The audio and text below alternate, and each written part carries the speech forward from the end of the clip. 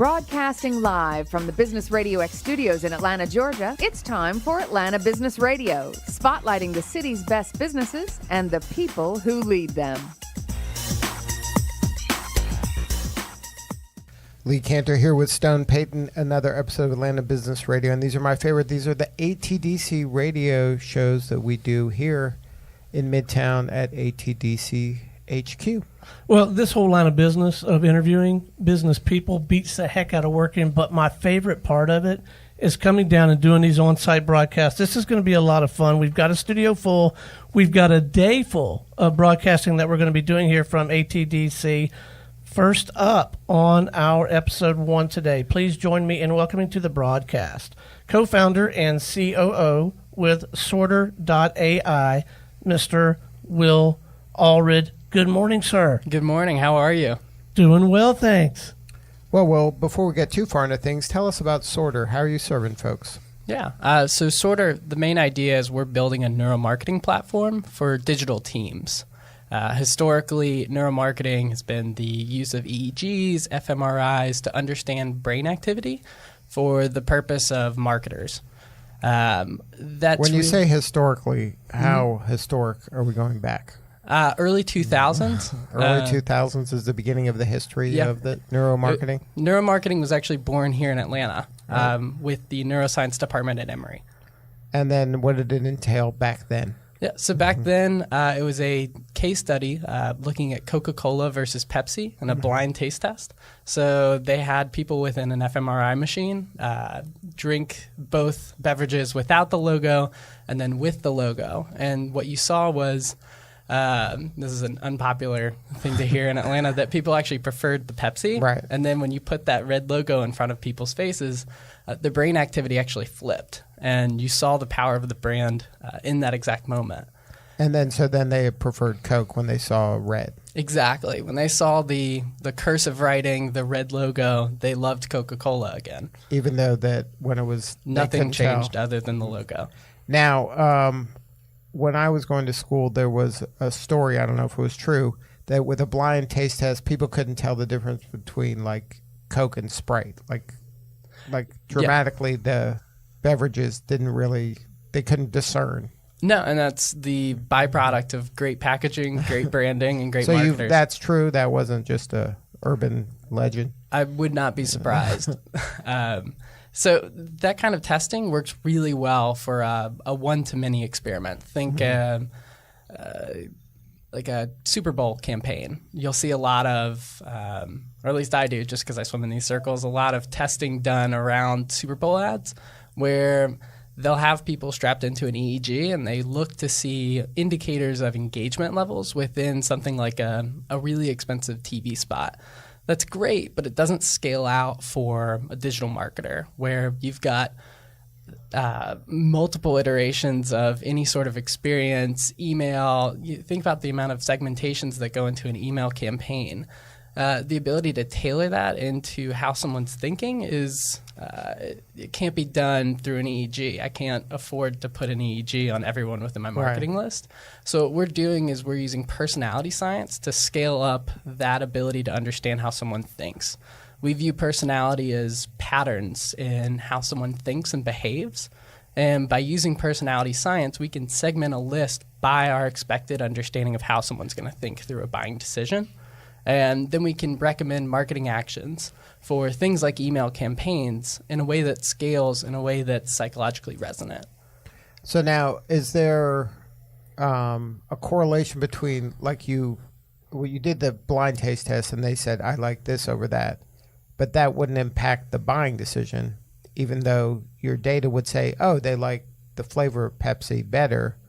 When it came down to buying it, they were buying Coke. Right, and the way we're scaling neuromarketing is a little different. So we're looking at it from the subject matter, the coloring of imagery. Are you going to use a more active call to action button versus a more passive call to action button? Is it learn more or is it try now? Is the language that you're using, is it more long form? Is it a little more long? But does that data change? Like, okay, so like say you say, which one works better? You probably know. Is it learn more or try now? It depends on who you're talking to, right? So does it depend? So there's not a universal, okay, do this and you'll be right 70% of the time? Exactly. And this is it's the holy grail for marketers, right? It's to know how someone's going to think about what it is that they're receiving. We put rapid iterations out into the market all the time, and we try to optimize based on behaviors. But we don't necessarily have a data-backed reasoning for why we're putting it out the way we're putting it out. And what we're offering to marketers right now with our audience analytics tool is an ability to understand this group in your audience is going to respond better with cooler hues, more natural imagery, use more passive language, even though it might not be as grammatically desirable. It's going to create a more delightful experience for that individual. And then you can see that ultimately they're buying more. Right. It's not necessarily just about the conversions. We view the conversions as a byproduct. It's about creating a better experience with that brand, which in turn will create a longer lifetime value of that customer. So that's the thesis. Has that been proven? So we've run some early experiments. It's a little too early to jump into necessarily scientific backed results, but what we're looking at right now in our early taste tests, our early studies is a 40% lift. Mm-hmm. And then, so like, what type of companies does this work best for? So, like e-commerce. That's actually exactly where we're targeting, e-commerce. And then, so you have some betas out there now. Like, what stage are you at? Yeah. So right now we're enrolling companies to join in our pilots. So we've got a pretty dense pipeline right now of companies that are excited about this. And sure, because everybody's looking for any edge. That you are speaking exactly out of our sales playbook, which is you are looking for an edge and you're trying to understand your audience, right? And so this resonates when we go talk to people. So it's been exciting. Right now it's about sitting down with the marketing teams and getting those things into action. Now, what about for your own work? Like on your website, when you're recruiting new people, are you implementing all your, are you eating your own cooking? Yeah. So it's funny you say that. We were actually just talking about that this morning. How can we be better about more static landing pages and things, more static web presences where we don't necessarily in that moment know the psychology of the user? How do we speak to all types of decision makers? Are these people action oriented? Are these people process oriented? Well, don't you have to have different landing pages for each of those personas? Ideally, right? And so that's something that we're working on internally. So now you landed on this kind of... I will say you will notice on our site we use highly saturated blues, so cooler hued colors. There's a psychological reason for why we do that. That wasn't an accident. That's not an accident. So now making predictions based on personality, how did you come up with that plan? So it actually, my co-founder was working on another business at the time, and he was looking at his customer profile. He was talking to people who fit the same demographics, the same size, look of a school, but he would hear different things from them. He would hear, I want to be the first person to use this versus who's used this before. It's the classic trying to go to market dilemma of how do I find this person who's going to be open to my new product? Well, the early adopter is a smaller percentage, but they are the ones that will take more risk and try new things. Right. And there's actually a personality trait known as openness that we can measure for and we can use within our segmentation models. So, I know if I'm sending advertisements to someone, if they score higher for openness, if they score higher for extroversion, and they score lower for neuroticism, they're much more likely to be open to my new communication than someone who would score the opposite in those categories. So now what clues are you using that they have those personalities? Are you asking how do we process an individual? Right. Well, I mean, the simple answer, it's math. But there are certain behavioral traits, or there are certain activities they're doing, or certain clues you're using to discern. Right. I think the easiest way to describe it is, we're using biographical. So you go to their LinkedIn? Demographic information is a part of that. We're looking at social information, and we're looking at demographics. So those are all interesting things to us. And the simplest way I've found to describe it is think about the things that you're interested in. If we can have an understanding of what you're interested in, we can start to get a clue at who you are as a person. Mm-hmm. So now, for you, when you go to market, like, okay, so I sign up for this thing.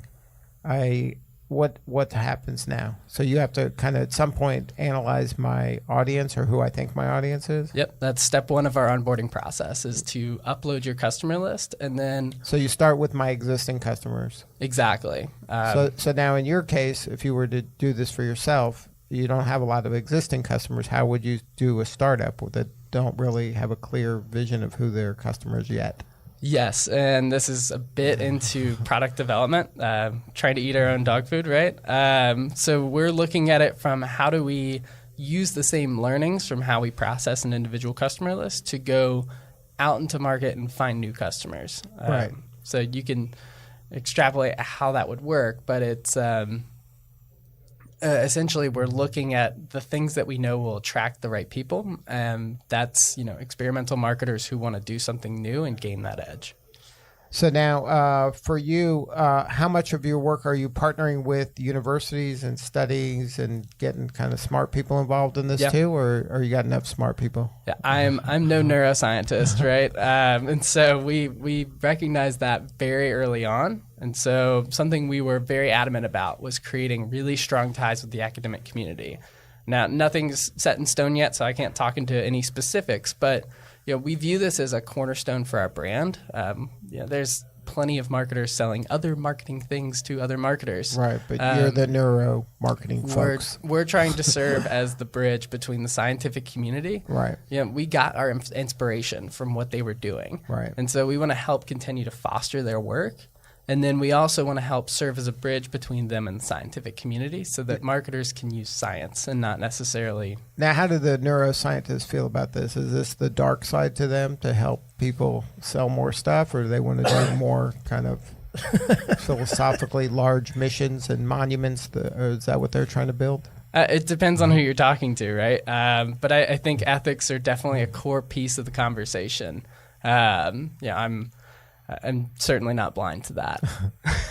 And that's part of your profile, right? You got to find the neuro science folks that are okay with capitalism selling stuff. Yeah, and I haven't found any neuroscientists who are like, this is dark and scary, right? If you think about the nature of what marketing is, you're trying to influence behavior. Right, you're trying to persuade someone. Right, and if you're going about it smarter than your peer, there's nothing wrong with that. Mm-hmm. It's just about making sure that you get the information to make those decisions in a well-justified way. So now who are the academics that are kind of on the Mount Rushmore of neuroscience? So that's kind of back to my point where I can't really talk too much about it yet just because of conversations we're having, but you could look at institutions like Emory, you could look at institutions like Georgia Tech or Kennesaw State here in town. You could also doing interesting work in that space. Very interesting, yes. You could also look at Columbia University is another group that's done some interesting work in this space. An author I read a lot is, I think his name's Cialdini, who's done work in persuasion. Is that kind of behavioral science? Is that a splinter of neuroscience, or is that not related? Behavioral science, thinking like behavioral economics. Right. It's a really interesting area that we aren't exploring right now. We understand that it's going to have a lot of implications in our recommendation systems, and so it's something that we are looking into going forward. So you're focusing primarily on the actual neuroscience that are people studying the brain. Yeah, particularly not behaviors necessarily. Cognitive social science and neuroscience have been our two main focuses from an algorithmic understanding as well as from a neuro understanding. Mm-hmm. So what do you need more of right now? Right now, it's more demand. I think that you can't you need more people doing this beta? You can never get enough. I think if we get more people excited about this idea of actually speaking to people the way they want to be spoken to, it helps us accelerate our processes internally. Now, what about funding? Are you good funding-wise? Are you looking for more funding? For the moment, we're okay. But that's something that, I talk about stoking demand. That gets into the conversation about later this year. Mm-hmm. And then how has your experience been with ATDC? I love it. I had known Jackie Chu for a while. And so when we reconnected, when I was starting Sorter, she was like, why aren't you in ATDC? And I was like, I don't know. Why am I not in ATDC? Were you somewhere else? So we office out of Atlanta Tech Village, which is a great place to be. But I've loved being involved in the ATDC community. Well, you're now getting the best of both worlds. Exactly. So now, so you have a mentor here. Like, what's your relationship? Where are you at now? What stage are you at ATDC? Yeah, we're an Accelerate company here. Mm-hmm. So we've got a really close relationship with Michael Sangbush as well as Jackie Chu. Michael's also doing a great marketing technology startup, and so he's been an awesome mentor to us. And then what's your favorite part of the kind of this ecosystem here?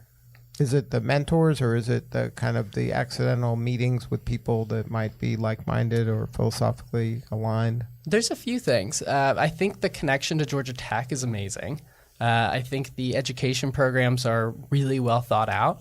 And I think the openness to get together and talk about our ideas is it's really good. I think it's a good thing for the city of Atlanta, and I think it's a good thing for the startup community in general.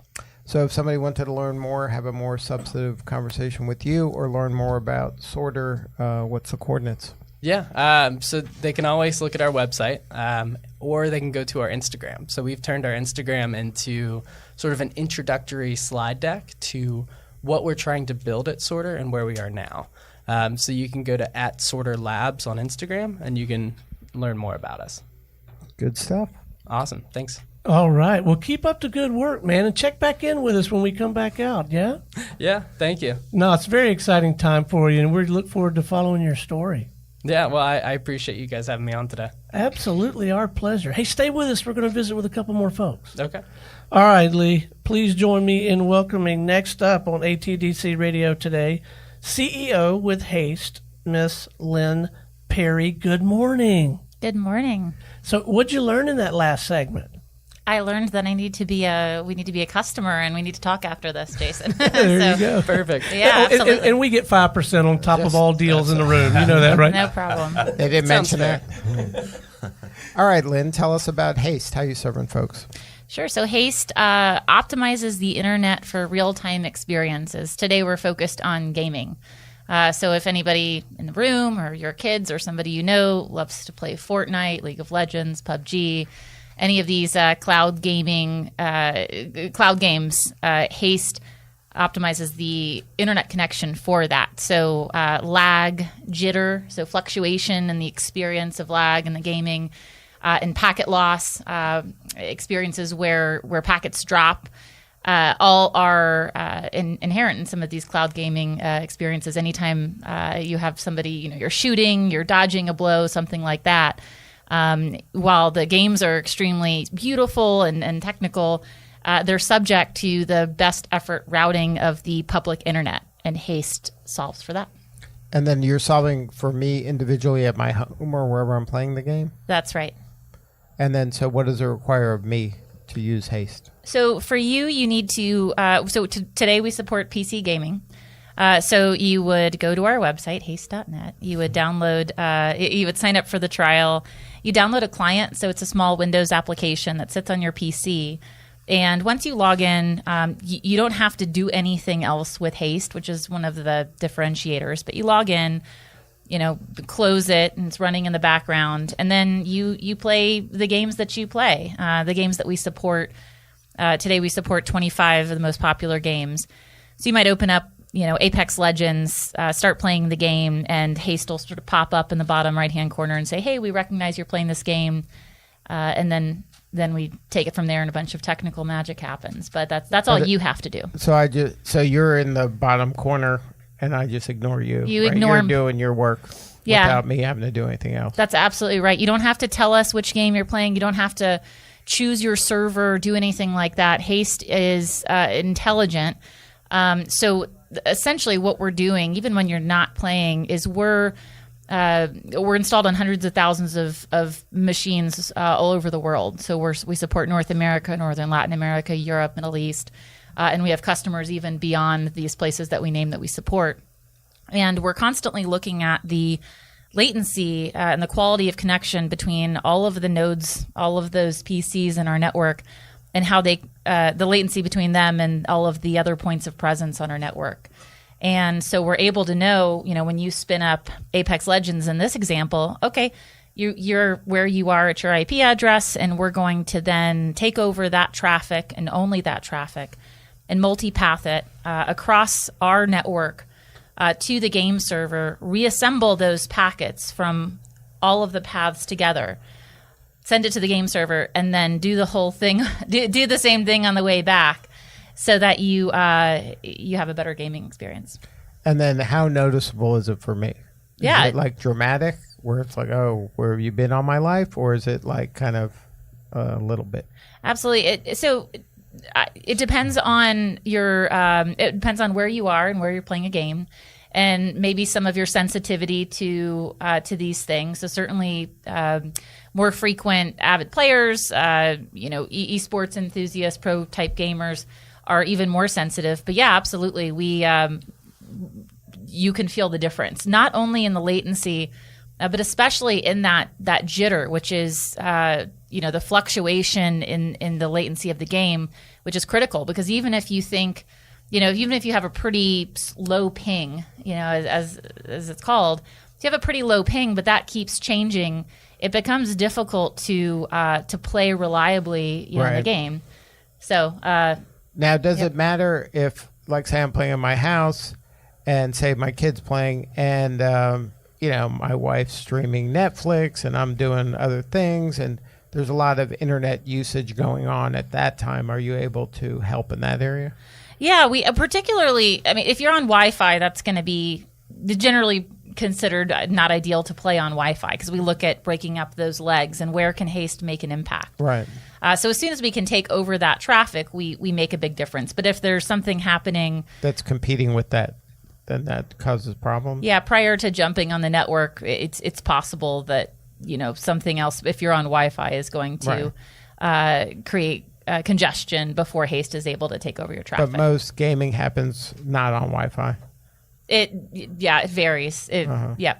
And you do best when it's not on Wi-Fi, or it doesn't matter? You'll see the total quality. We still provide the same level of lift, but if you're on Wi-Fi, there's a risk that in that first leg from the device to the home router, the performance is poor, so it may be harder to detect the lift. Mm-hmm.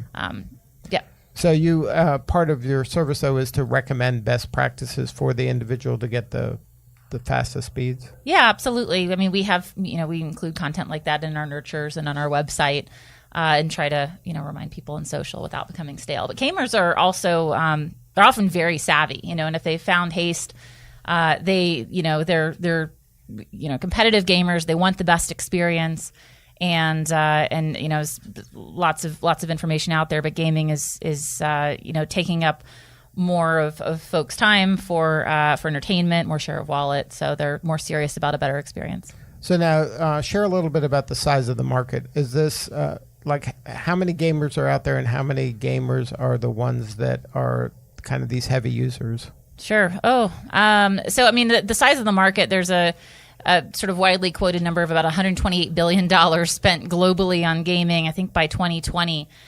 So it's huge. Now that's going to include, everything from esports sponsorships and things like that, all the way down to money spent on console gaming or perhaps consoles. But there are, I think it's, so gamers are predominantly older than we might have thought before, when you might picture the teenager in the basement kind of thing. So an average in the low 30s, more female than maybe previously thought. So I think it's about 40% of gamers, particularly PC gamers, and game time spent on PC gaming is female, played by females. And then it's about 50% of households have a serious gamer in the household in the U.S. And then what's the kind of line between the casual and the serious? You could draw the line by hours spent gaming. You could draw the line by, Twitch streaming. Are they not only playing, but are they educating themselves? Are they, watching other people play games? it really varies. But for us, we're focused beyond the quote unquote serious gamer who might be playing 10 plus hours a week to gamers that just flat out want a great experience. And it's particularly important as you see the popularity of games like the Apex Legends, like PUBG, like Fortnite, that are these battle royale style games where you've got shooting and dodging and moving of 100 people or so coming in to fight to the death,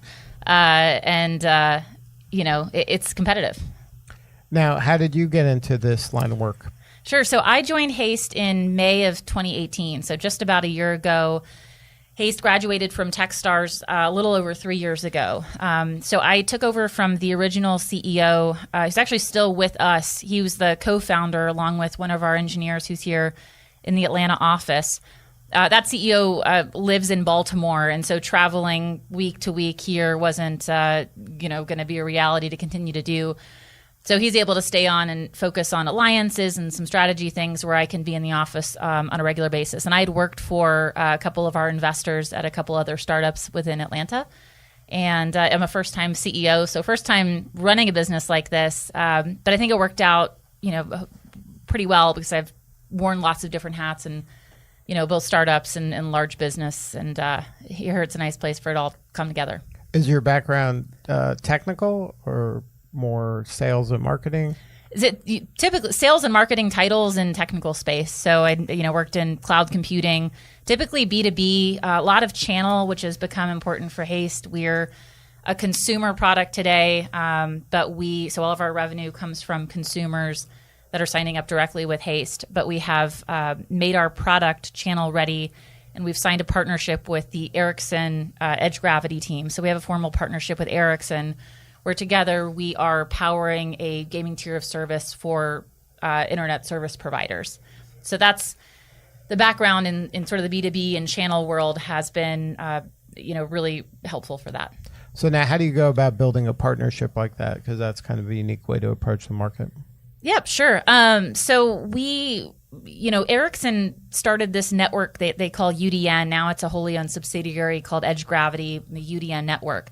And we were introduced actually before I joined Haste. I think it was actually through the ATDC that the former CEO met the guy that was building this business within Ericsson.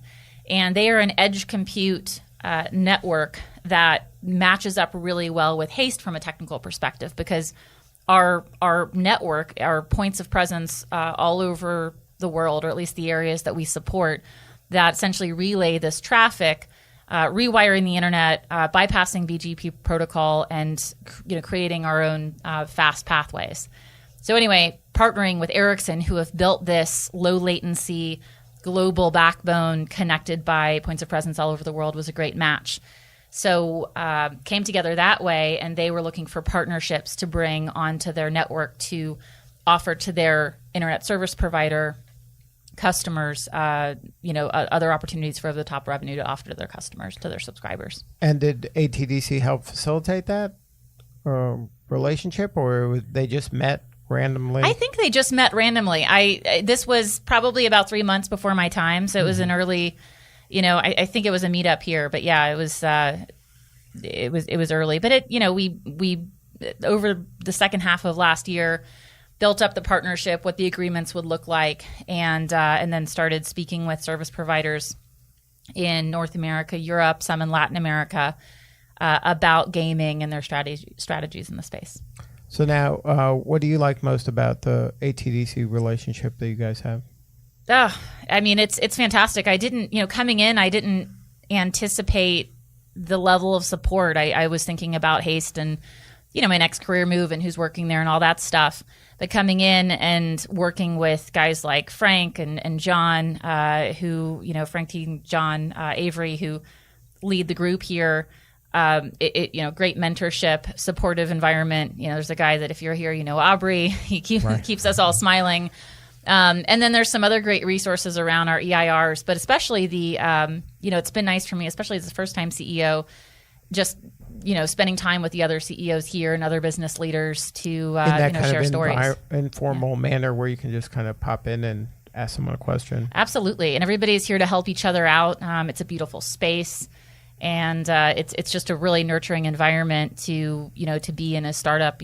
A couple other startups I've done were fantastic, but it wasn't quite the level of the office space in those early days, and where you could feel like you could walk down the hall and just grab a coffee with someone, or get really useful advice and talk with other leaders. So it's fantastic. What about a talent pipeline?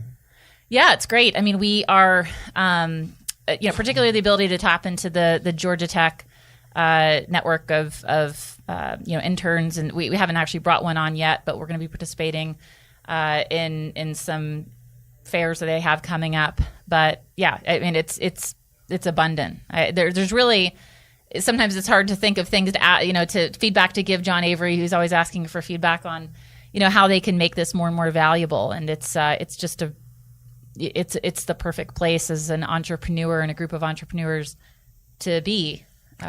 Now, you were in technology. Were you in gaming before? Were you a gamer? I was not in gaming. I was not a gamer, and I do my best today. But so I when I came in, I work with, it's everybody's an engineer, everybody's a gamer except for me. I mean, I can get by technically, but my last experience with gaming, I think, was Duck Hunt or Super Mario Brothers or something. So I would, they all play games at the end of our sprints every other Friday as like a Friday happy hour thing, and I mostly just watch YouTube videos for noobs, right, as I'm called in the space. So I have my homework to do, but I can hang a little bit. So, does that give you kind of fresh eyes into the space, and you see things maybe they don't see because they're so immersed in it? I think that's been really helpful, absolutely. And part of one of the hats I wear is, a product leader, and so it is important to contribute to the roadmap and lead that in a way that has maybe a bigger business sense beyond just what the experience might be for gamers, or I can help them think in ways that will help us understand how do we build features and enable the product to maximize the experience for more and more gamers. So yeah, it's been absolutely helpful. And then, but is a challenge that since your product is more for the hardcore super users, that's not you, that it's hard to kind of have empathy and to learn and understand really what they're kind of trying to get out of it, or what could most benefit them? Not at this point. I mean, our product helps the average gamer. It absolutely does. Our product helps the average gamer, and I've been able to spend time. We have pretty deep analytics on the lift that Haste provides for every single gamer, their jitter, their packet loss, their latency, all over the world, every single session. So I spend so much time with our engineers in that data, optimizing the product that we've created, that it is true that I don't, I don't wake up in the morning thinking, I didn't before I came to Haste, thinking about how to solve for right, a better gaming experience. But who hasn't had a crappy experience online, whether it's, right, something buffering, exactly, voice over IP, right, all of that. And really that's what we're solving. Today it's gaming. Gaming is natural, huge space. So you can fix video conferencing? Yes. It's not our space today, but no, it absolutely, the Haste, the patent. So we have a couple patents in process, but the patent that's already been approved and for us is not gaming specific. It has to do with our networking and endpoint handling and all of that. So it's the vision is beyond gaming. Yeah. Is well beyond gaming, because there's a lot of people that have a lot of needs. Oh, absolutely. The technology, annoying. Our opportunity and our technology go well beyond gaming. Hey, we're an ATDC signature startup, or maybe a couple steps past startup phase, depending on how you look at it. But that's part of what we work on, is having the vision for the future, but at the same time executing right now with the resources that we have. And what do you need more of?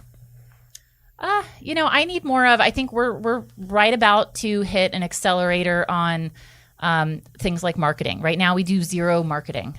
We have one person who sort of half the time does some marketing, and I have a marketing background, but I can't spend enough time on it. We don't have a dedicated sales, and so some of the other structure, we've been so heavily focused on engineers, and we'll continue to add to our engineering team. But I think that over the last few years, we've refined the way that we measure how our system works and optimize where our points of presence are and how we gather all of this data, that at this point, what I need more of is it's hiring, and that's what we're in the process of doing. And now investing in some marketing and sales. Yeah, light. I mean, we will not do. We'll do a little bit of influencer stuff, and we've done some influencer marketing before, but we're really focused on enabling the channel that I mentioned, the Ericsson channel, and then also providing more information on our data. So we have, for me, interesting insights on the performance of service providers for games. So, who's your internet provider? And even though you may have the best package that they offer, they're only able to optimize your traffic within their footprint. And there's peering set up, but essentially it's a best effort to get your packets all the way from your home to a game server, which is likely not on your network and back. So there's some, beyond gaming, just the networking information that comes out of that is really rich. And I think we have so much information. The next step for us, content-wise, is to reflect that back out into interesting views and share that. Well, if somebody wanted to learn more, have more substantive conversation, what's the best way to find you guys? Haste.net is our website. I'm Lynn at haste.net, or come by the ATDC. Well, Lynn, thanks so much for sharing your story, and we look forward to keeping up with it. And I personally look forward to you applying your magic to me doing interviews over the phone. So if that ever comes to pass. We'll put that on the roadmap. Put that on the short list for us, will you? Hey, stay with us. We got one more guest we're going to visit with. Yeah? Lee, I think we owe guest number 3 an apology. I'm sorry that you have to follow these two. They both did a fantastic job. Very inspiring, intriguing stories. But you know what? I have faith in you, man. I think you're gonna bring it home for us.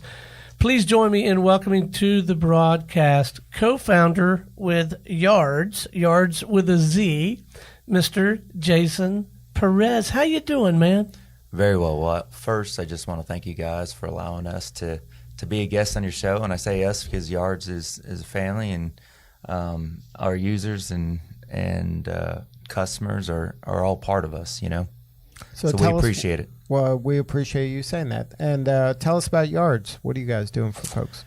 Yeah, so we're solving an industry problem, right? Very widespread problem within the construction industry when it comes to equipment rental. So the current process is antiquated, and the best way to kind of relate it is if you went back 30 years, back when you would travel across country or you went on a business trip, you would get on a phone book and you would figure out who you were going to call for a hotel room or a car rental or whatever it was, and you would just have to write them down and figure out where you're going to get the best price, where you're going to stay, what you're going to rent, right?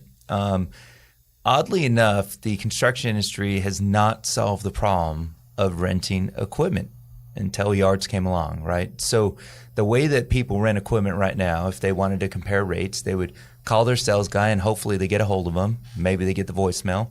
Or they'll send an email or a text or whatever it might be, and now they have 3 to 5 different sources and what they're trying to pull rates from and figure out, who they're going to book with or whether or not it's even available. So, it's a long, drawn-out process to figure that out. And believe it or not, there's not a solution out there to automate or to facilitate that process. So we came along and we launched and we said, how do we figure out how to solve that problem and really make it relevant to the users. And so our system is a turnkey system, and it's a rental management software. We've kind of coined that term in the industry. And our users go on, they set up their account, they can load their salespeople because relationships are still important in the construction industry. They don't want to necessarily get drawn out to other people and other places and other companies. They want to deal with the people they normally deal with. So they load it up. They're able to pull out, put quote requests in there. We aggregate the information for them. They see side-by-side comparisons, and they book it, track it to their projects, get alerts to make sure they're not leaving it on site. And they're seeing 20 to 30% savings on the front end, and then, savings on the tail end because it's not just sitting racking up, the cost. The fees. Absolutely. So now, when you say construction, what does that mean? Is construction a home builder that's building one home, or these commercial builders that are building subdivisions or Right. Office buildings? Like, what does construction mean to you guys? Right. So the companies that typically rent the most amount of equipment are either site utility type contractors, or they're trades contractors, subcontractors that you would see out there, right? So electrical, mechanical, Could it plumbing. be the landscaping person that needs a piece of equipment? Absolutely. There are plenty. Clear a backyard. Yes, they can get on. So, when we initially launched, we were more of just a quoting process, right?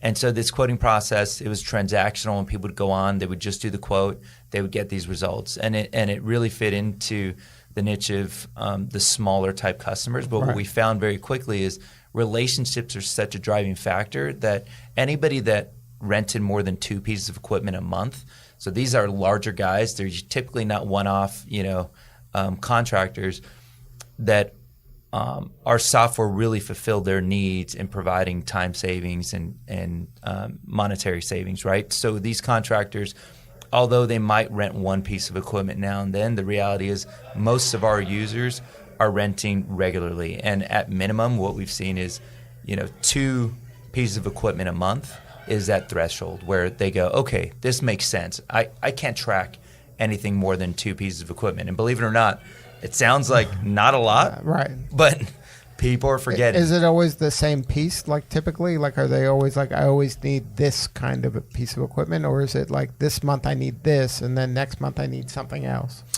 Yeah, so we have a full array. You can essentially rent anything through our system. We even have a slot, where you go to do the quote request and you can mark other, right? And you can rent anything from shoring boxes, which isn't equipment, right? Shoring boxes are just these metal plates that you put in the ground to make sure that dirt doesn't fall on people. And contractors will typically rent the same thing, like you're saying, over and over again. But some contractors rent these things, throughout an array, and it might not even be equipment. So they might have suppliers for what we call the aerial lifts. They could be reach lifts, they can be man lifts. The ones that look like accordions that scissor up, or a boom that goes out. But they also might be renting a reach forklift, right? And then they might have storage containers. They might have porta potties. They might have dumpsters. And so through our system, typically they would have to either write these things down on a whiteboard, create their own spreadsheet. But don't they have like a dumpster guy? They do.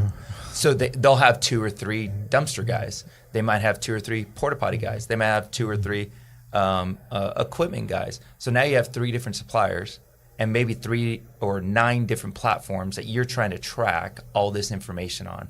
And ours kind of works like a CRM if you think about it, right? So you're loading who your suppliers are. You're getting all that information for all the equipment. So if you were to draw, 3 little circles that overlap, everybody loves these infographic type things. You would have, projects and points of contact in one.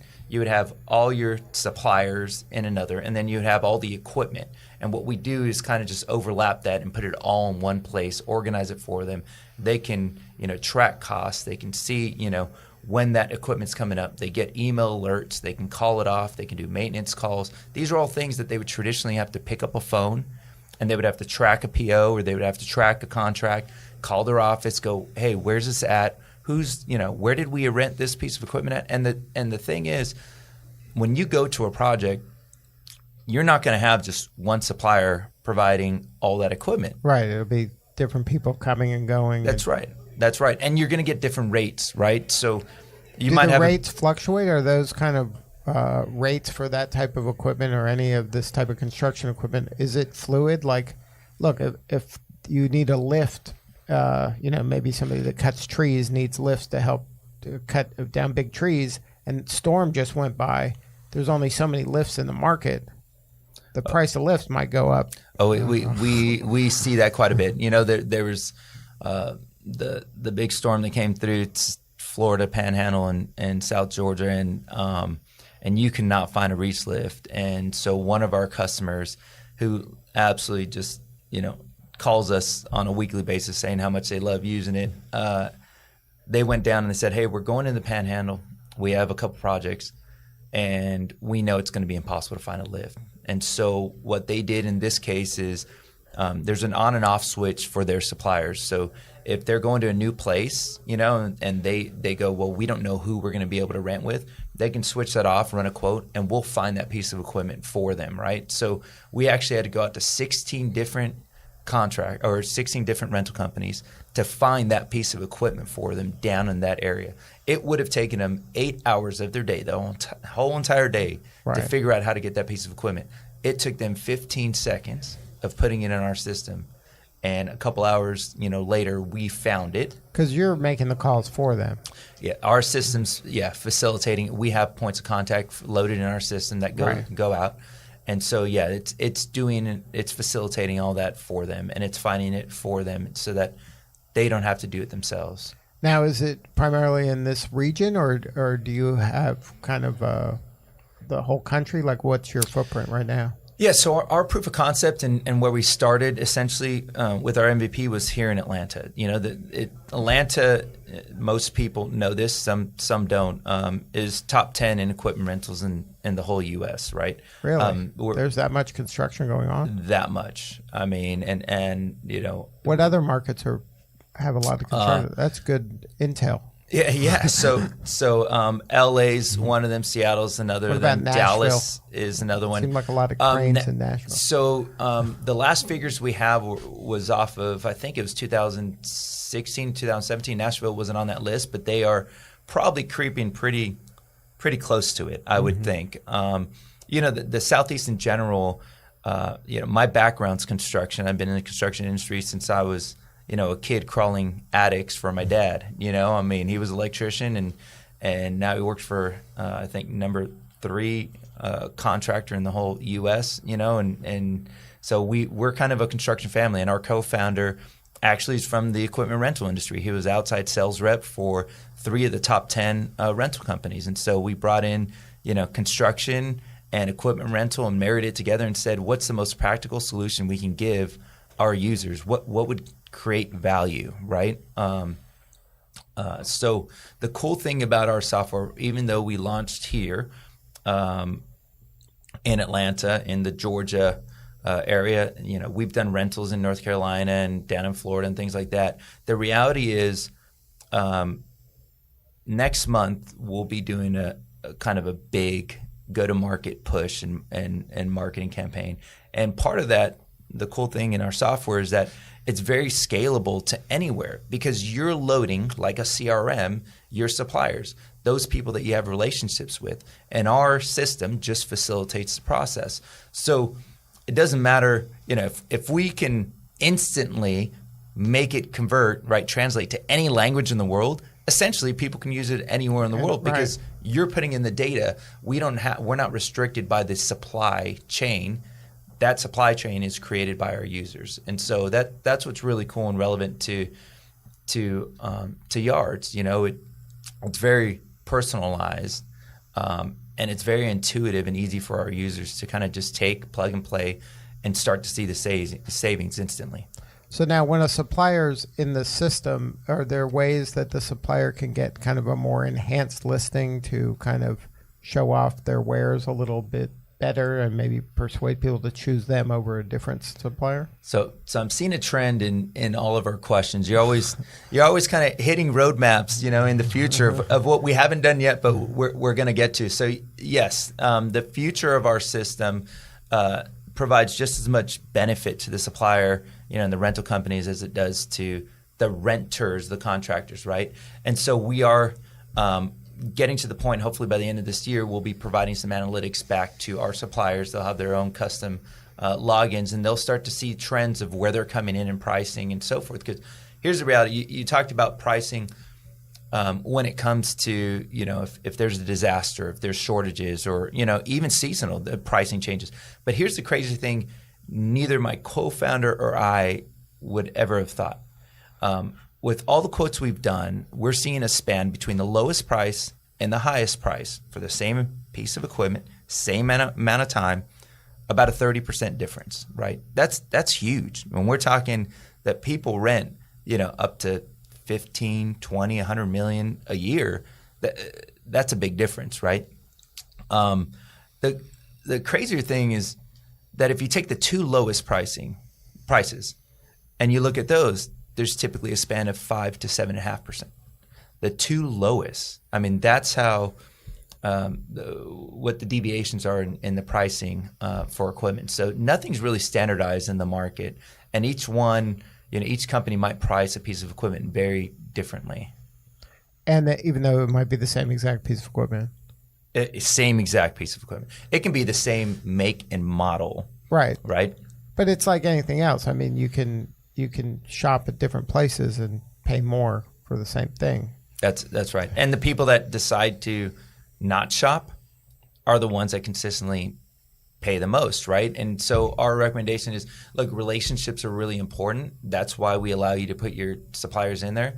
But it's also probably smart for you to at least have one other, in there. And most at this time, availability is such an issue that they really do need 2 or 3, because even the big guys are running out of equipment. Right.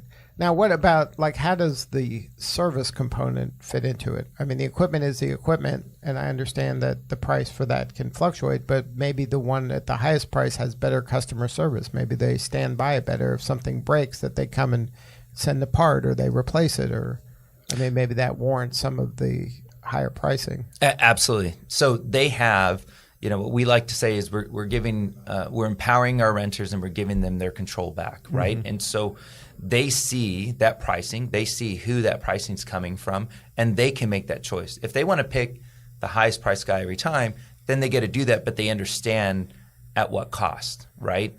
And what they can't do right now is really understand what that cost is. What is that service cost worth? Is it worth 30%? Great. Then make that choice, right? We're not dictating who they choose. We're just giving them transparency in the pricing. That's exactly right. We say freedom of choice through transparency. That's what we tell them. Now, you mentioned one kind of success story. Do you have any other kind of success stories you can share? Yeah. So when we first started, as any startup, you're going, okay, some people call it the logo page, or whatever you want to call it, right? You're trying to get people on, and some of them are flagship clients. And we had one that was really big, does a lot of big work here in Georgia. And we kind of sat down, we did our demo, and we were giving a couple people, hey, 30-day free trial type stuff. And on this one, I don't know, I must have just been really happy that morning, and I said, hey, we'll just give it to you for 6 months for free. And after I walked out, I said, what did I do? I mean, this is crazy. Well, they get on, they load all their own equipment, because on our software you can also load your own equipment, and then they start performing some rentals, and they also loaded their rental equipment.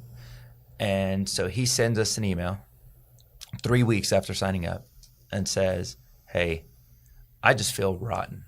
I mean, I'm using this software for free. Clearly, it costs you guys money. You're going out marketing, doing all this. We just want to pay for the year, because I saved $20,000 in my first month of calling off equipment that we didn't even know that was out there. And this contractor has equipment that costs, $12,000 a month. He has equipment out there that if it sits forgotten, it's big dollars. Right. Our software costs him $99 a month. And he's like, I mean, the cost benefit analysis, right. It doesn't take a genius, right? This isn't, for us, neuroscience, although we believe we're giving people. Just make it blue. That's what I learned. Well, that's one of our colors, and we actually, we're told to make it blue. Now I'm rethinking the red X that I got. Really? Well, we got a hint of red in our colors. We're red, white, and blue, and I think we come from blue collar families, and we're resonating with blue collar workers, right. and that's the reality. We're solving.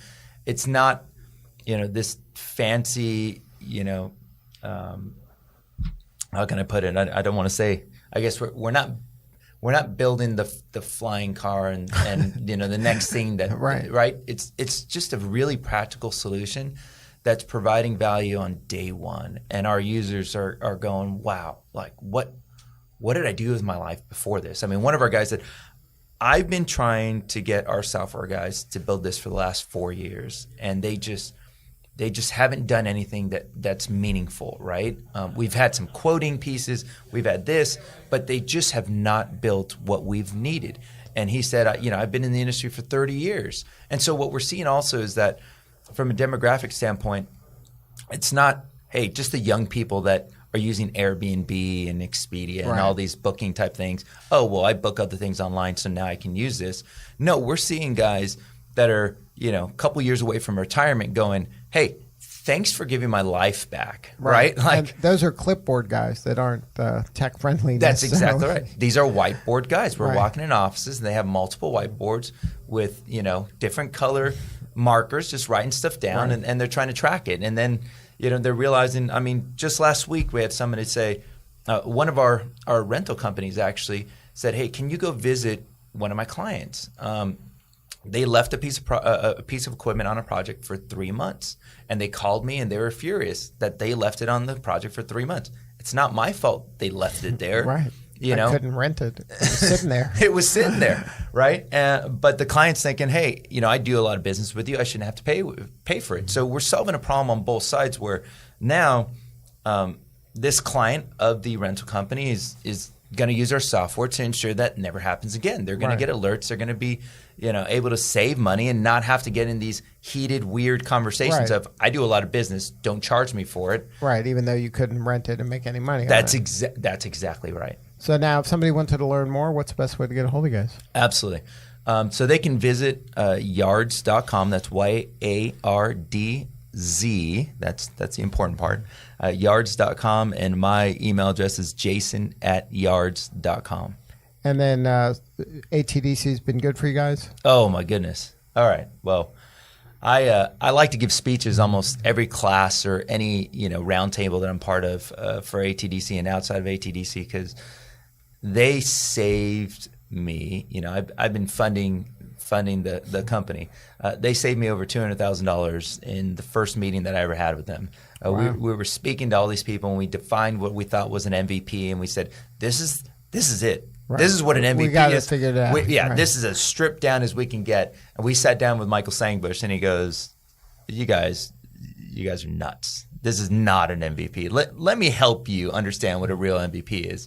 And we threw away all the quotes that we had, went back to the drawing board, and even though we walked away with our tail between our legs, we felt like we learned something extremely valuable. And again, I saved a ton of money. We have now position ourselves in a much better place, and we've been able to leverage our dollars in a better way as well. So, and Shane Matthews has just been so integral in connecting us to potential funding, to different ideas, to different technology leaders. I mean, both of them, and Bill Hogan's a star when it comes to customer discovery. He will strip you down, and I'm a behavioral scientist academically, and so that's what I went to school for, and there were things that I forgot that he brought back up. And Lior Weinstein is an awesome behavioral scientist and just amazing when it comes to marketing. I mean, the team here is so solid.